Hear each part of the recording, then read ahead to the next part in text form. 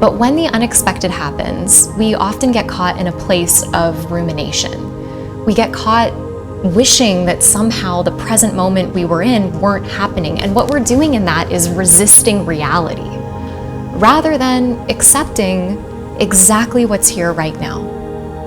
And I'm not saying that you have to like every experience that you have. What I'm talking about is actually the opposite of spiritual bypass. Acceptance is a pathway of self-care. It's a way of acknowledging that in this moment there might be disappointment. In this moment there might be grief or loss. And from that place of clarity, from that place of accepting what is, you're then able to take the next best action. A really beautiful example of this can be found in Beethoven. Arguably one of the most incredible composers throughout all of human history. And slowly he started to lose his sense of hearing. He could have lost any other sense.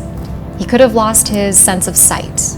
He could have lost his sense of smell or even his ability to speak, and still performed his job to the peak of what was expected of him.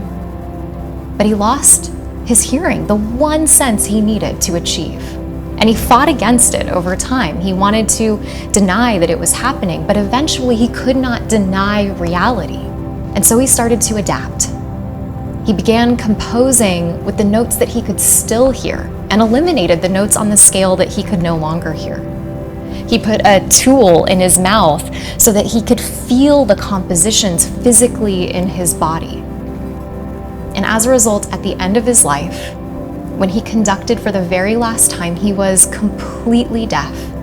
And the musicians had to turn him around so that he could see the audience standing up, giving him an ovation, throwing their scarves and hats into the air.